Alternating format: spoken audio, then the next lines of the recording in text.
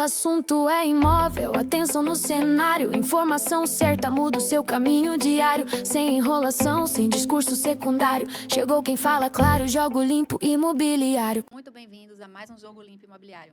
Hoje a pauta é aquele assunto que todo mundo empurra com a barriga. Imóvel irregular, escritura, registros do campeão, inventário.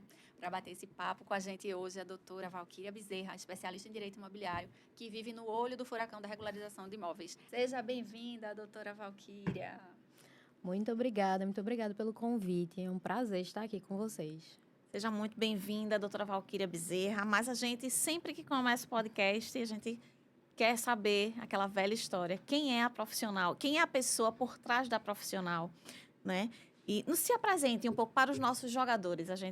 O nome do nosso podcast, Jogo Limpo Imobiliário, e se apresente para os nossos ouvintes. E eu amei que tem tudo a ver comigo, né? Então, para além da profissional, né? Eu sou formada há 9 anos em Direito. Tenho pós-graduação em Direito Imobiliário. E eu costumo dizer que foi o direito imobiliário que me escolheu. E não eu que escolhi essa área, né? Quando a gente se forma, a gente fica ali tentando entender para onde a gente vai. E aí, antes da graduação mesmo, ainda no começo, na verdade, da graduação, eu entrei como jovem aprendiz numa empresa do governo do estado, que faz regularização fundiária de imóveis habitacionais. E ali eu fiz um processo seletivo e me tornei assistente de regularização fundiária. E uma vez trabalhando com imóvel irregular, você não para mais. É uma coisa que vai lhe puxando. E eu aprendi a amar isso, né? E aí, depois disso, é história. Não parei mais. É desafiador, mas eu gosto muito. Eu acho que é uma... E eu acho que tem tudo a ver, né? Eu acho que são peças de quebra-cabeça que a gente vai montando o jogo do imóvel, da regularização. E eu amei o nome do podcast, que é Jogo Limpo, porque, além disso, eu também sou uma entusiasta dos jogos de tabuleiro. Então, eu estou me sentindo super em casa. Fica à vontade. Nada é coincidência, né? Nada. Então, já para a gente entrar no clima, né? Qual foi, assim, o caso mais bizarro na nossa área imobiliária? Eu acho que a gente pode escolher em números, né? Durante tanto tempo atuando, eu já vivi de tudo, mas tem algumas coisas que marcam a gente, né? Eu lembro quando chegou um cliente com a seguinte demanda. Ele comprou um terreno num condomínio de lote e o condomínio tinha sido recém-entregue, então não tinham ainda construções nesse condomínio. E aí ele chegou porque descobriu que ele tinha construído a casa no lote errado. Ele comprou, sei lá, o lote 21A e construiu no 21B. Porque havia uma incongruência nos cadastros desse lote pela loteadora junto à prefeitura. Então, ele fez uma coisa que quase ninguém faz. Ele deu entrada no projeto de construção, então ele fez uma construção toda regular, que é uma coisa que a gente nunca vê. Fez tudo quando foi na fase final do habite-se, que saiu o habite-se, que ele pegou aquele documento, que foi levar para a matrícula do imóvel, que ele apresentou no cartório. O cartório fez, mas o senhor não é proprietário desse imóvel. E aí começou o problema. Ele construiu, era um condomínio de lote desses que a gente tem um padrão construtivo, então só pode construir 3 tipos de imóveis. Foi um condomínio de alto padrão, então ele construiu a casa ali do jeito que ele queria, né? Gastou uns bons milhões. E no final ele descobriu que construiu no lote errado. E aí veio um problema, né? Porque o vizinho queria tirar uma certa vantagem.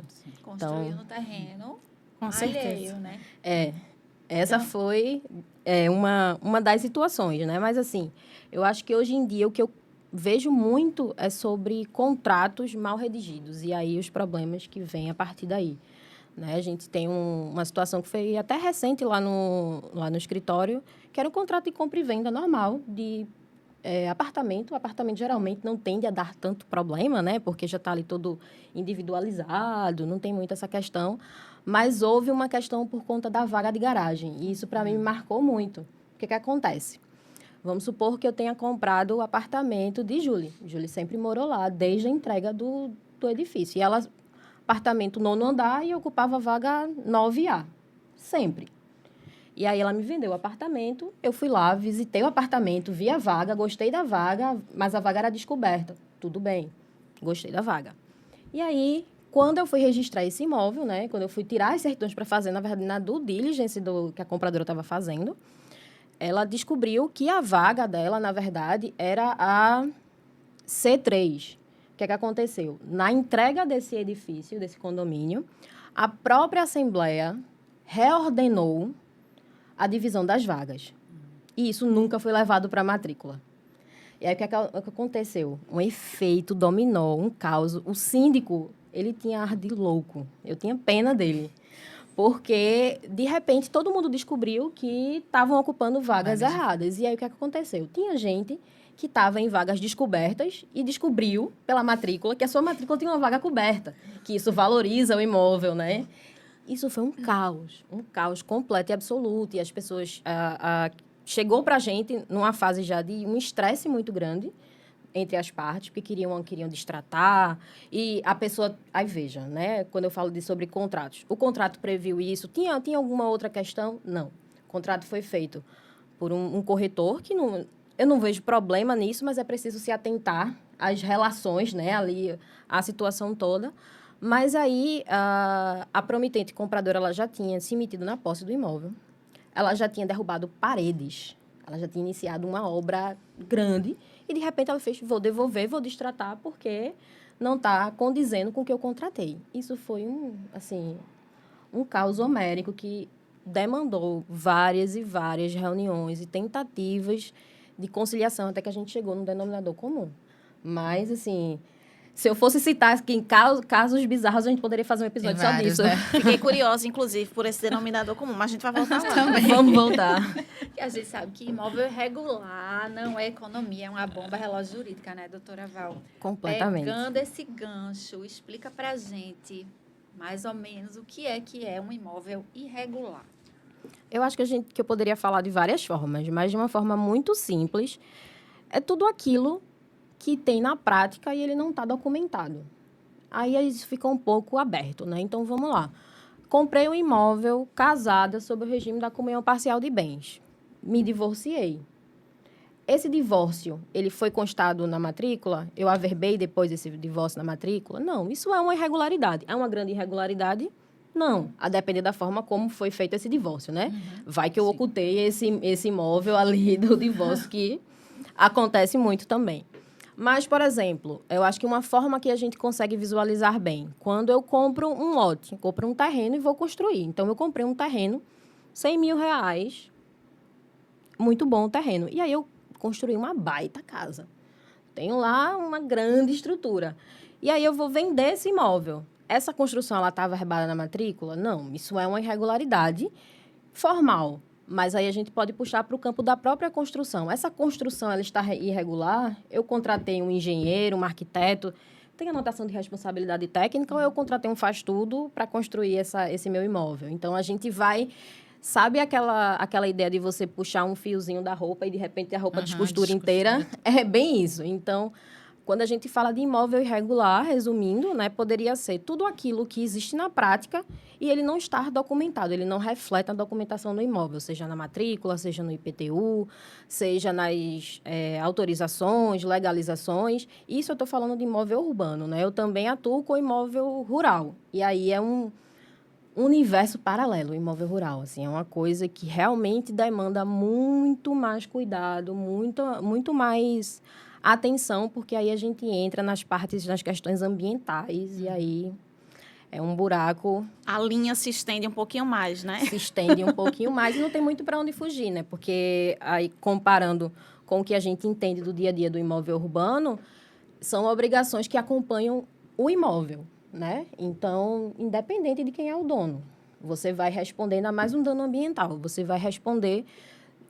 tendo você ou não participado, contribuído para aquele dano. Então, pode vir um passivo aí, é como se fosse um débito oculto de IPTU que você não sabe, ou de condomínio. Descobre de repente, né? É. Além da própria segurança, né? Acho que, como você falou, o fio que você puxa ali na regularização imobiliária urbana, no caso, fora a edificação que você, se não construiu da forma adequada, você está ali também proporcionando a possibilidade de um dano àquela população que está ali ao redor. Então, veja, não é só uma mera regularização ali formal, uma coisa documental, mas sim pode reverberar realmente na sociedade de forma geral, né? Então, por isso a preocupação também da regularização. Aí a gente já pega, são vários os casos, né? Acho que quem atua, já o olho brilha ali, porque você sabe que tem é dinâmico, assim como o condomínio também tem muita demanda, muita coisa que vai estimulando a gente a gostar da atuação. Mas aí, se a gente fosse resumir basicamente, assim, para quem está ouvindo, a questão dessa regularização, eu acho que no dia a dia, a gente poderia resumir em 3 tipos, mais ou menos, de regularização. Aquela velha regularização com relação ao contrato particular, né? Que as pessoas geralmente... o bom e velho contrato de graveta. Isso, que as pessoas geralmente falam, não, eu tenho. Tá tudo documentado, doutora. E eu fiz no cartório, quando você vê, é só um reconhecimento de firma. Exato. Bem clássico, né? O recibo de compra e venda, que aí não é nem um contrato particular, é apenas o próprio recibo, né? E, às vezes, também a questão da construção no terreno de parente. Ai, meu que eu Deus. acho que talvez na nossa sociedade aqui, né, é muito comum a cultura de construir. Muito, muito comum. Fala um pouquinho, doutora. O Brasil, a gente tem um grande índice de imóveis irregulares, né? Se você der um Google, você consegue levantar números, assim, de mais de 50% dos imóveis do país tem alguma irregularidade. E é muito natural, assim, é muito cultural a gente construir um puxadinho, né? O pai e a mãe têm ali um terreno. Minha filha casou, vai construir aqui, vai morar aqui. Isso é um clássico que difícil isso terminar. E não é um problema, mas puxa para a irregularidade. E a irregularidade ela vai surgir quando surgir conflito. Porque até não ter conflito, tá tudo lindo, tudo é muita... Aí pode surgir o problema. Exato. Né? Esses dias eu fui procurada por na verdade, uma amiga. Ela veio, assim, muito nervosa e preocupada. Por quê? Uma situação muito parecida com essa. Ela construiu no terreno da mãe dela, né? Então, tem 2 casas no mesmo lote. E era aquelas situações em que o lote ele é solto, né? A lateral não tem outros imóveis com a paredezinha ali colada, geminada. Então, o vizinho do lado esquerdo começou a construir uma espécie de foi fazer um ajuste no telhado. E aí, ele puxou o telhado dele um pouquinho a mais. E aí, existe um beco, né? Como as casas são soltas, existe um beco que ele não é fechado nem na frente nem atrás. Serve como passagem, enfim, não tem nada. E aí, ele puxou esse telhadinho para ali pegar esse beco. E aí, a mãe dela se incomodou, porque essa telha estava batendo na parede dela. E aí, a mãe dela foi na DIRCOM, e aí, para quem não é de Recife que está ouvindo a gente, é uma diretoria de controle urbano, né? E foi fazer uma denúncia de obra irregular. Tem uma obra irregular que está batendo no meu imóvel, e aí quando chove, está infiltrando, porque feito de todo jeito. Aí a DIRCOM foi lá fazer a vistoria, fez a vistoria, e, para surpresa de ninguém, os 2 imóveis estão irregular.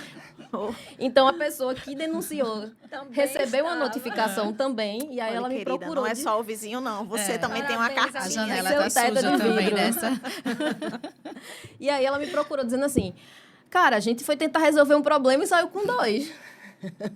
Aí eu fiz, essa é uma situação que é muito comum. E aí é isso. E ela tinha me procurado anteriormente porque ela queria dividir o terreno da mãe, levantar um muro, porque está com problema com o irmão. Aquelas coisas que vão acontecendo de família, né? Família que não tem uma divergência, não é família. Não existe. E, Val, assim, em relação aos investidores, né? E também aos corretores, onde é que eles têm que observar essa questão? Onde estaria essa irregularidade? Em que ela iria prejudicar? Na venda, no financiamento? Perfeito. Eu costumo dizer que a gente não trabalha concorrendo com nenhum profissional. A gente trabalha em equipe. Sim. E a gente, né, enquanto advogado, a gente escuta um termo que, a mim, me pega muito, que é quando as pessoas dizem que advogado trava negócio. Uhum. E eu acho isso muito chato. Ouvimos direto isso, né?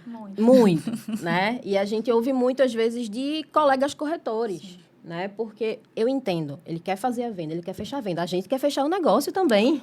A gente não está torcendo para que a coisa dê errado, não. Mas é porque quando dá errado, vai parar no colo de quem? Exato. E aí, quando vem para o nosso colo, quando dá errado, já vem com uma coisa muito maior, que poderia ter sido evitado lá atrás, Sim.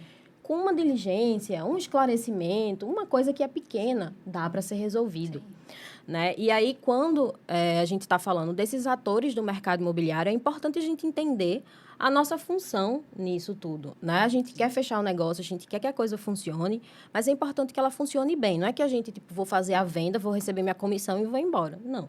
Não é bem isso. Então, quando um corretor, quando alguém está intermediando uma venda, precisa se cercar dos cuidados básicos de um imóvel, né? Na sexta-feira, eu recebi uma mensagem no WhatsApp de uma mulher que queria comprar um imóvel, e aí ela me mandou a certidão, ela queria fazer uma due diligence dessa compra, e aí ela, sexta-feira, isso, 5:30 da tarde, ela mandou a mensagem. E com uma pressa muito grande, porque ela disse que a imobiliária estava pressionando ela para ela assinar a promessa, porque tinha muita gente atrás desse imóvel. Um clássico, né? Sempre. Clássico. É sempre um achado, Sempre assim, tem olhe, que ser agora. Agora, rápido. ou nunca vai mais. perder. Isso, 4:30 da tarde, ela me mandando mensagem, né? Aí eu, tá, tudo bem. Você já recebeu essa promessa de compra e venda? Ela, ainda não. Eu fiz, e como é que você vai assinar uma coisa que você sequer recebeu? Aí, você tem algum documento desse imóvel? Ela me mandou uma certidão. Aí, a certidão, ela diz assim: o imóvel foi construído pela construtora Carneirinho e foi vendido para Julie Menor Impuberi, em 1960. Que coisa boa. E aí, Julie já é falecida e não tem inventário aberto. Bem tranquilo, né? Mas na certidão só tinha isso. Isso foi ela quem me disse, né? Ela fez, porque não tem inventário aberto, nem nada. Aí eu fiz, certo. No contrato está prevendo isso? Você vai entrar na posse do imóvel em que momento? Aí eu fiz, você vai comprar esse imóvel à vista ou financiado? Ela, financiado. Eu fiz, olha, para comprar financiado, esse imóvel tem que estar redondinho. Essa matrícula tem que estar redondinho. Quem vai regularizar essa matrícula? A imobiliária. Com que prazo? Em que prazo? Está previsto isso no contrato? Nem tem contrato. Eu fiz, e por que você está com pressa para assinar isso? Ah, não, porque o imóvel é muito bom. Eu fiz, eu entendo, eu imagino, deve ser o último imóvel, assim, da face da terra. Tudo bem, é um excelente negócio. É o sonho da casa própria. E é uma coisa que eu sempre faço, trago de reflexão. Geralmente, a decisão de comprar um imóvel, para muitas pessoas da nossa sociedade, é uma decisão mais importante da vida, quando a gente fala sobre questões patrimoniais. Sim. E aí eu digo, eu fiz, olha, você vai dar um sinal de quanto? Ela, 150 mil. Aí eu, tudo bem. Eu fiz 150 mil. Se você perder hoje, ele vai significar para você? Ou tá tudo bem? Tá dentro do meu risco? Ela, não, vai significar muito. Eu fiz, então, eu recomendo que você dê um passo atrás para poder verificar tudo isso. Porque vejo tanto de coisa que você me falou no intervalo curtíssimo de tempo, numa sexta-feira, 4:30 da tarde. Então, não faz sentido. E aí eu volto a dizer, a gente não trabalha competindo, a gente trabalha em equipe. Então, quando a imobiliária, o corretor, ele faz essa pressão na pessoa que está comprando, está realizando ali o sonho da casa própria. Mas não é uma decisão que você pode tomar 4:30 da tarde de uma sexta-feira. Doutora Val, você não acha que isso tudo passa pela questão do desconhecimento sobre uma questão básica, né? O tripé básico, escritura, registro e averbação. Você podia explicar para a gente, com uma palavrinha, o que é que significa cada um e que importância eles têm para o negócio? A escritura, ela é o acordo. É tudo que a gente resolveu. Então, a forma de pagamento, os detalhes do imóvel, do negócio. É um contrato, só que é um contrato com força pública, né? Lavrado num cartório de notas com um delegatário do Poder Judiciário que tem fé pública para aquilo. Então, isso é uma escritura. Mas, ok, muita gente tem só a escritura e acha que já é o suficiente. Uhum. Mas não, a gente precisa do registro. O registro é dizer para todo mundo que aquele negócio, aquele acordo, aquele contrato, eu fiz com você e ele é válido. Então, eu dar publicidade a um terceiro. Então, se qualquer pessoa tiver dúvida, passou na rua, tipo, esse imóvel está no nome de quem? Como é que eu faço para descobrir? É puxando o registro, é vendo a matrícula do imóvel, né? E averbações são os acessórios. Então, comprei um imóvel casada, mas me divorciei. Aí, o que é que eu faço com essa informação? Além de você fazer a sua averbação do seu divórcio, né, no registro civil, você vai pegar esse documento e vai levar no registro de imóveis para dizer, olha, me divorciei, esse imóvel agora ficou só comigo, ou ficou com outra pessoa, ou sei lá, eu vou instituir um direito de usufruto. Então, nesse divórcio, o imóvel ficou para os filhos com usufruto da mãe. Então, todas as informações que não constituírem uma transmissão de direitos, a gente chama de averbação e ela vai enriquecendo aí esse registro. Então, já foi falado aqui sobre a questão da escritura, né? Aquela velha história de que eu tenho um documento, né? E aí o imóvel é meu. Que a gente já viu que não é bem assim. Não. Né? A gente precisa realmente desse título aí, que é o registro imobiliário, onde eu costumo equiparar que o registro imobiliário é como um registro civil. A vida do imóvel vai passar ali pela matrícula Perfeito. do imóvel, né? Então, só para ilustrar melhor aí para quem nos escuta, tudo que você, como você bem pontuou, tudo que aconteceu ali com aquele imóvel deve estar lá. Se não por motivos de valorização na compra e venda ou por mera organização realmente registral. Mas uma pergunta básica, assim, que a gente costuma realmente responder até para os corretores, para aqueles parceiros que pensam que o jurídico ele atrapalha um negócio, né? Qual seria, assim, tua dica, tua informação importante sobre a atuação realmente do advogado, né, nessa regularização aí desse imóvel para não atrapalhar essa venda? Ainda pegando o gancho dessa primeira pergunta que foi feita. Essa semana eu tive um caso exatamente parecido com o teu, onde um cliente ele me procurou para fazer aquela segurança jurídica sobre o contrato, mas já estava tudo pronto. Já está tudo pronto, é só fechar o negócio, é só assinar. Só que o imóvel, nem em nome do Vendedor. pretenso vendedor, não estava regularizado. E era um pagamento feito com FGTS lá atrás, não sei o quê, que teria que, inclusive, ir atrás de arquivos na Caixa, e enfim. Então, o negócio não foi cancelado. Ele foi apenas conferido segurança jurídica.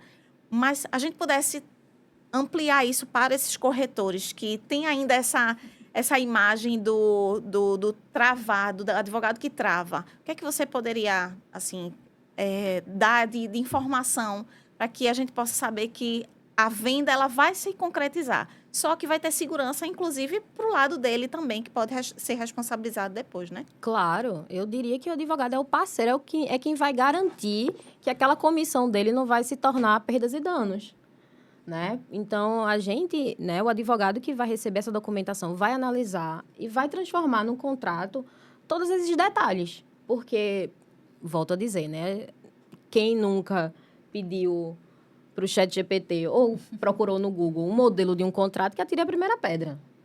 Mas eu sempre falo, o contrato ele está falando exatamente todas as nuances dessa contratação, desse negócio, porque é importante. Não tem nenhum problema o imóvel estar irregular. Inclusive, imóvel irregular é um excelente ativo. Oportunidade, né? Exatamente. É uma excelente oportunidade. Mas para quem sabe trabalhar, para quem consegue visualizar negócio naquilo ali. Grandes incorporadoras, elas compram imóveis irregulares, principalmente de inventários, porque está um preço lá embaixo, 420 herdeiros brigando, e a incorporadora vai lá e traz a solução. Diz assim, o que é que vocês querem, né? Dinheiro? Tá aqui o dinheiro. Me dá aqui esse imóvel, eu vou comprar ele mais baixo, porque ele está irregular, então ele realmente vale menos. Eu vou regularizar e isso aqui vai se tornar ouro na minha mão. Então, quando a gente fala sobre isso, eu sempre digo, todo corretor, ele devia ter, assim, na agenda dele, um contato 2, 3 advogados parceiros, para poder analisar o contrato. Não tem um alto custo desse serviço. Muito pelo contrário, né? Muita gente tem essa ilusão de que, meu Deus, é muito caro. E aí eu volto a dizer, é caro para você perder o valor do sinal. Se for caro para você, então não é caro contratar um advogado, porque nessa cadeia toda é o único profissional que vai garantir a segurança jurídica dessa transação. Principalmente se essa compra for feita à vista. Né? Se for para o financiamento, querendo ou não, o banco faz ali uma análise de risco, obviamente, do crédito dele, porque ele não está nem aí com as outras nuances. Ele vai garantir só o empréstimo que ele vai fazer ali, né? Mas tem uma análise. Quando eu estou fazendo uma contratação entre particulares, isso fica ali no campo da autonomia da vontade. Recentemente, inclusive, eu acho que foi do Tribunal de Justiça do Paraná, teve uma decisão muito curiosa, que era justamente sobre isso. Era uma mulher, ela tem comprado um imóvel, acho que numa loteadora, e ela ingressou com ação judicial de rescisão de contrato, porque ela alegava que a loteadora não tinha informado para ela, ou não tinha entregue alguma coisa, enfim, alguma coisa que tinha sido prometida. E ela queria desfazer aquele contrato e receber os valores de volta e uma indenização. E o juiz julgou improcedente o pedido dela por reconhecer que ela, ela tinha autonomia de vontade, eram 2 particulares que tinham acesso à informação. Então, eles não fizeram o seu trabalho, né, de resguardo, de verificação. Não incidia ali um Código de Defesa do Consumidor, em que você está comprando um imóvel no incorporador e que você realmente não tem como discutir um contrato. Sim. Era um outro tipo de contratação. Então, o juiz deu uma sentença, assim, que foi uma coisa... Uma aula. Foi uma coisa que eu ficaria envergonhada. Assim, tudo bem, excelência, desculpe. Porque mas é justamente isso. A gente tem que ter essa responsabilidade, essa cautela. E, às vezes, na ânsia de fechar o contrato, né, a gente se depara com essas situações. A gente chega o contrato todo pronto, é quando chega no advogado que a gente lê a segunda página, a gente faz, pai, eita, lá vem o advogado travar o negócio. Aí eu faço, olha, eu não estou travando o negócio, eu estou evitando que um problema sérios maior problemas. Ou... Val, além dos inúmeros exemplos que você já deu, mas cita aqui pra gente um exemplo de uma pessoa que ela tem a escritura, né, mas não é dona perante o mundo, né, porque não levou esse imóvel a registro. Perfeito. A situação, eu estou fazendo, antes de vir para cá, eu estava fazendo uma adjudicação compulsória, que era justamente isso. O cliente ele tem uma escritura, e é uma escritura de promessa de compra e venda, que quase ninguém faz escritura de promessa, geralmente a gente faz um contrato particular, só que foi uma aquisição nos anos 60. Então, ele chegou com uma escritura de promessa de compra e venda. Eu achei a coisa mais linda, porque ele chegou com uma pastinha, assim, com a escritura toda velhinha, com todas as notas promissórias, organizadinhas, sabe? Com a chancela. E aí, era isso. Ele comprou o imóvel lá em 1960, pagou todas as promissórias e na cabeça dele estava o quê? Tudo certo. Quando foi que ele descobriu? Recebeu uma excelente proposta, vai vender o imóvel. E aí descobriu que o imóvel, ele sequer tinha matrícula, ele estava transcrito, porque essa promessa de compra e venda foi anterior à lei de registros públicos. Aí eu já dei essa notícia para ele, fiz, o senhor não tem nem, esse imóvel tem nem matrícula. E aí, o que é que acontece? A pessoa que vendeu o imóvel para ele já é falecida. Quer dizer, a gente presume, né? Porque eu consegui puxar a certidão e ela é nascida de 1897. Então, era justamente essa situação. Ele tinha uma escritura, tinha os comprovantes de pagamento, mas não tem registro. Então, ele tem... O que é que ele tem, que a gente fala? A posse desse imóvel. Né? Ele não tem o registro desse imóvel. E aí, sem o registro, ele não consegue financiar, utilizar esse imóvel como uma opção de crédito, de tomar crédito no mercado. Ele tem um imóvel, ele consegue exercer tudo. Ele consegue usufruir, ele consegue construir, mas tudo que ele for fazer a partir daí vai ser irregular. Porque se eu for na prefeitura para poder regularizar minha construção, a prefeitura vai pedir o registro. Então, a gente vai ficar andando em círculos eternamente. Né? E o caso da averbação? Muita gente já tem o seu imóvel regular, aí resolve construir mais um pavimento, resolve fazer ali uma obra complementar e acha que não precisa informar que fez essas melhorias no seu imóvel. Quando é que isso começa a atrapalhar? Quando é que a gente precisa averbar aquelas melhorias que a gente fez no nosso imóvel? Sobretudo quando essas melhorias ela acrescem significativamente no valor do imóvel. Então, eu vou construir um segundo pavimento nesse imóvel, então eu aumentei o metro quadrado útil, a minha área útil do meu imóvel. Meu imóvel tinha 100 metros quadrados, agora ele tem 180. Isso é bastante significativo no mercado imobiliário. Quase dobrou, né, de tamanho. Se a gente for comprar um apartamento hoje, a gente vai ver, um apartamento de 40 metros quadrados. Agora, imagine você consegue fazer um duplex nesse apartamento.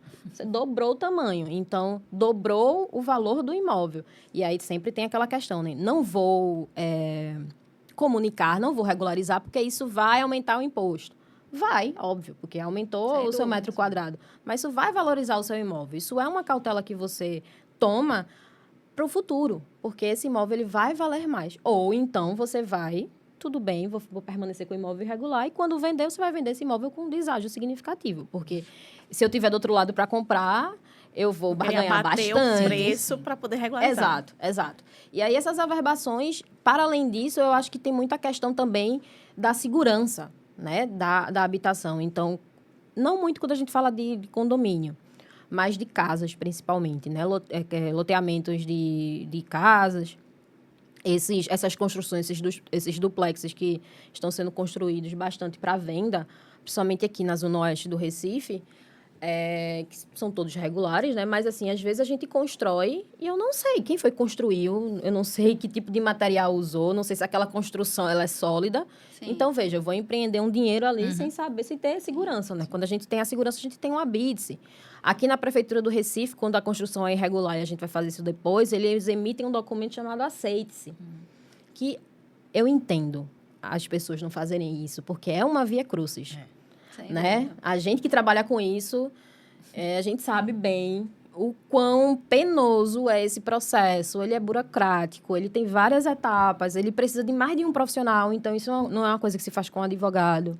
Né? A gente vai precisar de um engenheiro, ou um arquiteto, ou um topógrafo, dependendo do tipo de situação que a gente vai estar falando. Mas é importante fazer, mas eu entendo o porquê que não é feito, porque realmente não é barato. Tudo que a gente faz com o imóvel, a gente tem como valor agregado o próprio valor do imóvel, né? Então, as pessoas a gente acaba deixando para depois, porque nunca é uma prioridade. E aí, quando a gente precisa vender, a gente precisa inventariar, a gente precisa tomar um crédito, aí que isso surge a prioridade. Sim. Pois é, são tantos casos para regularização de imóveis que a gente fica até realmente pensando aqui, buscando as situações mais corriqueiras e que mais possa identificar o público da gente. Mas o que a gente não pode deixar de falar, doutora, é sobre onde dói, né? Assim, o que é que realmente poderia ali trazer um prejuízo real para quem está em casa? Eu construí no terreno da minha sogra. Eu tô com a certidão, aqui em mãos. Aquela certidão que quando o jurídico vai olhar não é realmente um registro imobiliário, ou nem mesmo uma escritura pública, né? Então, onde realmente poderia doer para esse público que nos escuta, nos vê hoje?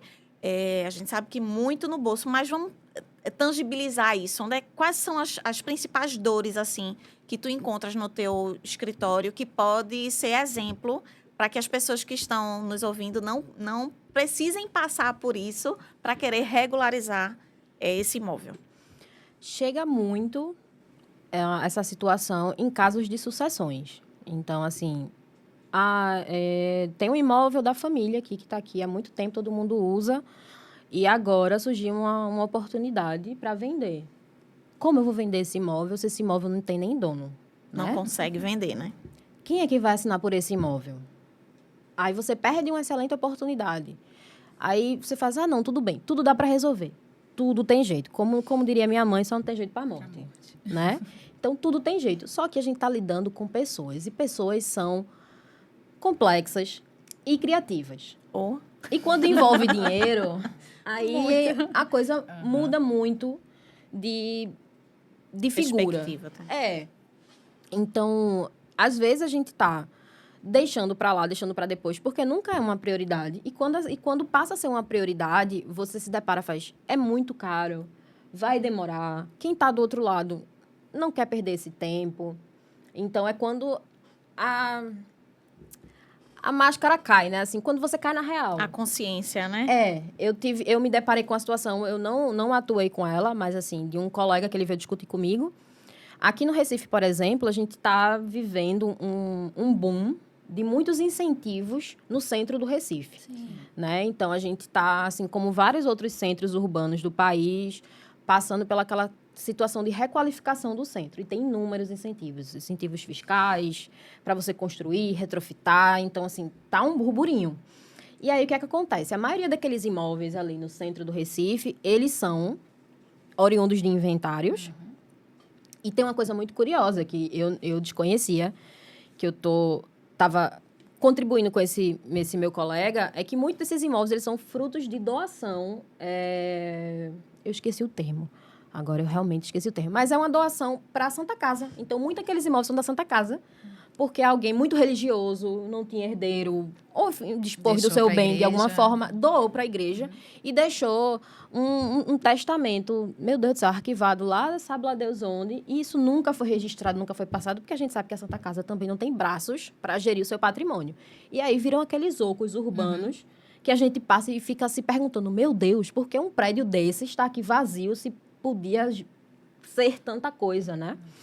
E aí, foi justamente isso. Chegou uma pessoa que tinha nada mais, nada menos do que quase um quarteirão ali no miolo do Recife Antigo e querendo, né, recebendo propostas de incorporadoras para poder retrofitar esses imóveis. E os imóveis em estado, assim, juridicamente falando, em estado de inexistência. A gente sabe que existe, mas completamente sem nenhuma informação. Então, assim...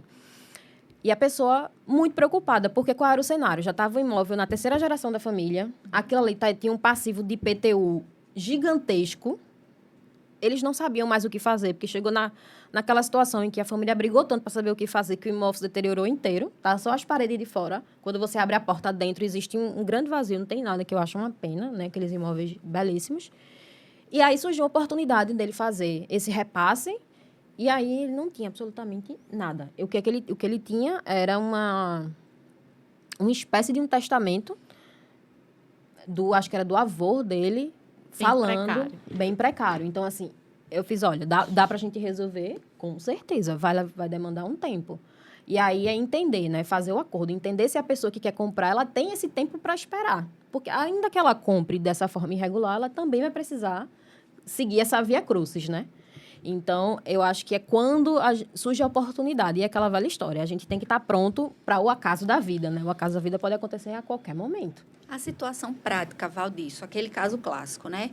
15, 20 anos, o patriarca faleceu, e aí a família ocupou lá o imóvel, disse, vamos deixar para depois.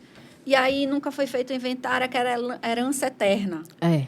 Né? Quais são as consequências práticas para quem vai herdar essa herança eterna? E agora eu quero dar um destino para esse imóvel. Qual é a maior consequência disso aí? Eu consigo ver duas, que é a parte...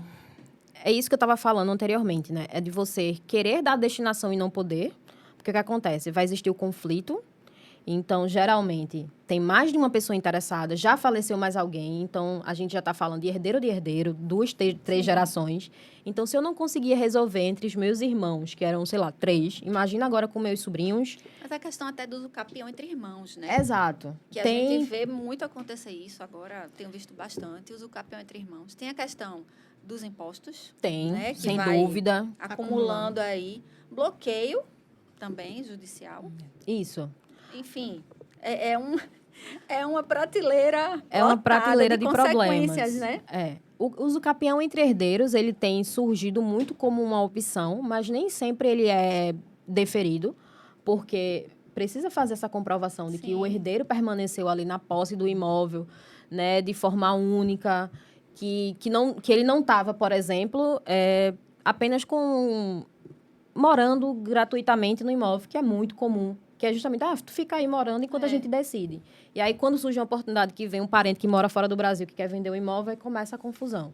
Então, nem sempre cabe o usucapião, porque às vezes o usucapião é vendido como o grande salvador da pátria e nem sempre funciona. A grande solução para todos os problemas de regularização. É o usucapião. É. A gente tem os impostos, né? E aí tem essa questão também da usucapião, que é muito analisado com bastante critério, que é se essa usucapião ela vai servir de instrumento para ter ali uma evasão de tributo, porque como aquisição originária, né, a gente não pagaria o ITCMD, nem as multas e nem tudo mais. Então, existe uma lupa imensa sobre isso. Então, é preciso estar muito bem instrumentalizado para você conseguir, de fato, comprovar que aquela posse ali vai ser resolvida por usucapião. Né? E todas essas situações, elas vão se desdobrando. Então, quanto mais demora, pior fica o novelo ali, o emaranhado dessa resolução. Val, diante de tantos imóveis assim irregulares, né? Nós temos ali o corretor querendo vender, o comprador querendo comprar, né? Mas o corretor tenta empurrar aquele imóvel, né? Quais seriam as consequências assim para ele em relação a isso? A gente tem a responsabilidade civil dele, né? Sim. O próprio Código Civil, ele é bem claro ao dizer que ele responde, que ele tem um dever de diligência. que é uma coisa que a gente pouco vê, ou quando essa diligência se resume basicamente em tirar uma certidão do cartório e pegar uma certidão de dívida de nada consta do condomínio. E não é só isso, né? A diligência precisa ser do vendedor, né, da vida do vendedor. Aquele imóvel, ele está garantindo alguma dívida, ele pode vir a ser executado, isso pode ser fraude de execução. O corretor, ele tem conhecimento técnico para isso, né? Hoje, eu fico muito feliz quando eu vejo os corretores ainda mais presentes em rodas de debates, discussões e querendo cada vez mais se atualizar. Mas a gente sabe que existe uma grande realidade de profissionais que trabalham intermediando compra e venda de imóveis que não têm conhecimento básico sobre a legislação. Ele é um excelente intermediador, mas o corretor ele não é só um intermediador. Ele é uma peça fundamental. É importantíssimo que ele traga a pessoa certa para comprar o imóvel certo. Ele dê esse match. Mas o trabalho dele não termina ali. Né? Então, assim, quando eu digo que a gente não trabalha competindo, mas sim em parceria, é nesse sentido. Tipo, olha, se você tiver uma parceria com um advogado, ele vai fazer esse contrato e ele vai garantir que não sobre para você depois. Porque nada impede que o promitente comprador ou vendedor, ele ingresse com ação de perdas e danos contra esse corretor. O jurídico, na verdade, está ali para ajudar os dois lados, né? Quem Exato. compra e quem está ali vendendo. Exato. Eu realmente não gosto quando dizem que a gente trava negócio, porque, muito pelo contrário, a gente não está travando negócio, a gente está evitando que esse negócio vire um problemão lá na frente, por uma coisa que poderia ser evitada. E que essa fala acaba sendo mais comum do que a gente gostaria, realmente, né? E, na verdade, a gente sabe que, como você falou, existem dois lados da moeda. Aquele corretor que está sempre querendo se informar, que hoje tem tanto curso gratuito, inclusive o Cresce, ele tem uma plataforma hoje que, de fato, tem ali a disponibilidade de todo corretor, vários cursos que vão atualizá-lo sobre isso. E tem também o outro lado, que são aqueles corretores que, às vezes, estão trabalhando daquela forma há muitos anos e que eu nem me envolvo muito porque eu não quero participar dessas coisas, mas que acaba se prejudicando porque a informação você leva para a sua vida, né? Sem é um dúvida. presente que ninguém tira de você. E é isso, assim, a gente precisa realmente desmistificar essa atuação do advogado, das advogadas que, de fato, vão estar prestando informações. Quando a gente pega uma irregularidade, também já passei por isso, casos de pessoas que queriam agilizar. Mas, doutora, você está impedindo a venda, tem que assinar hoje, porque é ali em X avenida, que é super movimentada, super procurada. Então, bem, não é por travar, é porque se, de fato, tiver algum problema, a gente vai estar prevenindo que você tenha uma responsabilização depois. Um caso bem engraçado é que uma corretora, uma vez, eu já dei aula para corretor, enfim, e aí a corretora fez assim, mas, professora, se a pessoa perguntasse naquele determinado local, alaga, eu não vou dizer. Não vou dizer porque eu vou perder minha venda. Mas veja, se essa característica for algo fundamental para fechar o negócio, futuramente você vai ter um problema maior em desfazer o negócio, porque aquilo foi ferramenta essencial para fechamento, né? Então, uma simples informação, ela pode ser super relevante. E aí, já trazendo aqui, voltando para o conteúdo, foi ótimo essa questão do desvendar os problemas. Mas agora, doutora, o que é que a gente poderia deixar de informação sobre como regularizar esse imóvel? Quais seriam os pontos chaves o caminho que o consumidor, seja o corretor, o investidor, poderia trazer como início dessa trajetória de regularização, se tivesse alguns pontos que você quisesse... Os conselhos básicos, né? Como regularizar, assim, como começar esse caminho? Eu acho que é ter essa curiosidade. Ok, eu tenho um imóvel ou estou interessado no imóvel. Por onde eu começo? Então, todo imóvel hoje, depois da lei de 73, ele precisa estar matriculado, ele precisa estar registrado. Como é que eu descubro isso? Quando eu falo isso, para a gente é muito óbvio, né? A gente lida com isso todo dia. Mas aí você pode colocar no Google como você consegue identificar isso. Hoje a gente tem a plataforma dos registradores, o RI Digital, que tem um mapa do RI Digital que você consegue, inclusive, visualizar de forma gratuita, se tiver disponível, óbvio, se aquele imóvel ali tem matrícula. Então, comece pedindo a matrícula. Ah, eu não sei. Como você consegue descobrir? Você consegue pedir a matrícula pelo endereço do imóvel, pelo nome da pessoa. Então, tem como você buscar.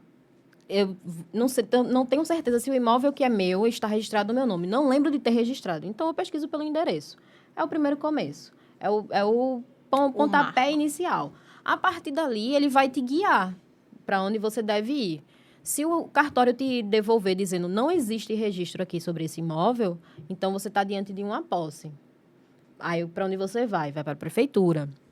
Aí você busca na prefeitura se tem registro de loteamento naquele local, ou se foi um loteamento clandestino ou irregular, enfim. Você vai começar a fazer a busca. Começa sempre pela certidão.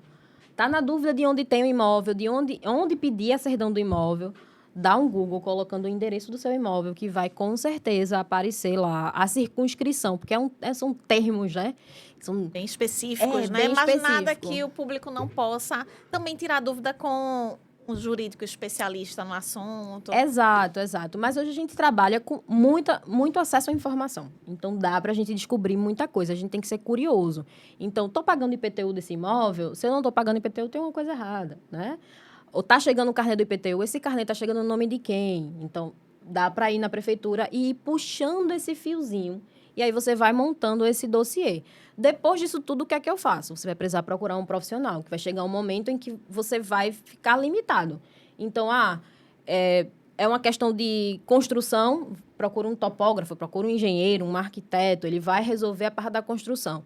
No final das contas, você vai precisar do auxílio de um advogado para que ele revisite tudo isso e te dê um parecer ali, um diagnóstico, diz assim, olha, desse problema aqui a gente tem A e B para poder resolver. E aí você começa a seguir. Vai fazendo faseado, não é uma coisa para ontem, a menos que você esteja com pressa, né? Mas eu sempre digo, dá para regularizar um imóvel sem pressa, sem agonia, com planejamento, porque não pesa no bolso, não assusta e não desestimula, porque é realmente um caminho relativamente longo. E quanto aos leilões? Né? Quando é que esse imóvel ele permanece ali irregular? Eu arrematei, né? Mas não fiz os trâmites corretos. Quando é que ele vai permanecer ali irregular? É mais difícil com um leilão de imóveis. Eu confesso que eu adoro quando o imóvel ele aparece assim cheio de problema, porque eu sei que ele vai ter pouca concorrência para quem está pesquisando avulso, né? Tem muita gente que é encorajado a entrar em leilão sem assessoria jurídica. E aí, quando a pessoa vê o mínimo de informação ali, já fica, não vou, tenho medo. Arriscar. E aí eu acho maravilhoso, né? Se a gente está falando de um leilão judicial, a gente consegue com facilidade ordem judicial para fazer um registro. A gente vê muito leilão de direitos. Quando a gente fala de leilão de direitos, é justamente isso. A pessoa tem só a promessa de compra e venda, nunca registrou o imóvel, mas está devendo o condomínio. E esse imóvel vai sim a leilão, mesmo ele não sendo registrado. Então, você vai perder, sim, esse imóvel. Você vai conseguir registrar e vai resolver esse problema, vai sanar esse problema. Excelente. Quando a gente vai para o leilão extrajudicial, é uma compra e venda. Então, você vai lavrar uma escritura, vai registrar essa escritura. Então, você vai sanar, pelo menos, a principal irregularidade, que é o registro. Então, quando a gente fala de irregularidade e leilão de imóveis, a gente abre um campo de oportunidades. Se você souber, né, o profissional que ele sabe regularizar imóvel, ele sai na frente, porque ele vai ver, não problema, ele vai ver a oportunidade. Então, aonde quem não quer entrar porque está com medo, a gente entra sem nenhum problema. E eu particularmente adoro. Gente, quantas informações importantes, também. né? A gente deveria ficar aqui conversando mais um tempão. Mas, Val, foi uma delícia receber você. Quanta informação, quanta riqueza em tudo que você passou para a gente. De coração, muito obrigada, viu, pela sua presença. Obrigada, doutora, foi ótimo. Já precisamos pensar Muito em uma obrigada. parte 2. Sim, com né? certeza. E flui, né? Maravilhoso. Mas eu acho que porque a gente fala daquilo que a gente gosta de fazer, né? E regularizar imóveis é como ela bem pontuou. É um novelo ali que você vai organizando e sempre vai aparecendo algo novo. As pecinhas do quebra-cabeça vão se montando, né? Mas foi um É isso prazer. aí. Eu agradeço muitíssimo o convite. Estou Foi um muito prazer, feliz. Foi um prazer pra Prazer gente. todo nosso. E no episódio de hoje, você vai sair daqui com um mantra. Imóvel bom é imóvel regular. Se você tem aquele parente, aquele amigo que ainda tem a casinha no nome da avó, no nome do tio, manda esse episódio para ele. Tem muita informação importante aqui para ajudar. Se você gostou, siga a gente nas redes sociais, deixa seu like aqui e até o próximo lance.